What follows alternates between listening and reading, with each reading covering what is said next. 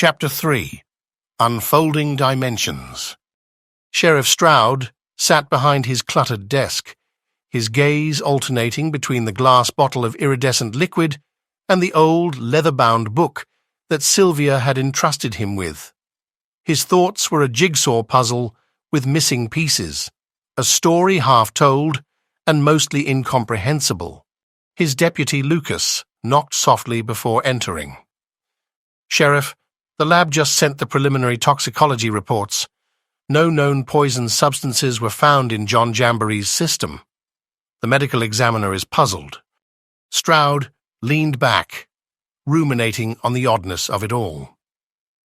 A man was dead, and yet the physical world offered no explanation. It was as if the cause lay beyond the scope of their understanding, in the realm of the mysterious or the paranormal. Both concepts Stroud wasn't comfortable contemplating. He decided it was high time for another chat with Sylvia. On a whim, he picked up the small glass bottle, tucking it into his jacket pocket. The book he left on the table. It was too cumbersome to carry around. The tea-leaf reading tent had been closed for an ongoing investigation, but Sylvia was known to spend her afternoons in the Sylvan Library, named so for its grand collection of mythological texts and fiction, although locals claimed the real reason was to honor Sylvia's frequent patronage. As he entered, the musty aroma of old books greeted him. Stroud spotted Sylvia in a corner, her eyes scanning through a large, dusty tome. Her demeanor was different, calm, yet exuding an undercurrent of urgency. "Sylvia, we need to talk." Stroud got straight to the point. She closed her book and looked up, her eyes narrowed. "I sensed you'd come. Did you read about the baker's mirror?" "I did. Fascinating as it is, it's still folklore. We need something concrete, Sylvia. A man is dead." "I think the baker's mirror is more real than you believe, Sheriff," Sylvia retorted. "And I had a vision last night. A vision of another murder." Stroud felt a chill go down his spine. Who? Could not see a face, but the setting was unmistakable. It was near the Whispering Willow. Sylvia's voice quivered as she spoke. He paused, considering the weight of her words. The Whispering Willow was another locale of strangeness, an idiosyncratic part of their already idiosyncratic town.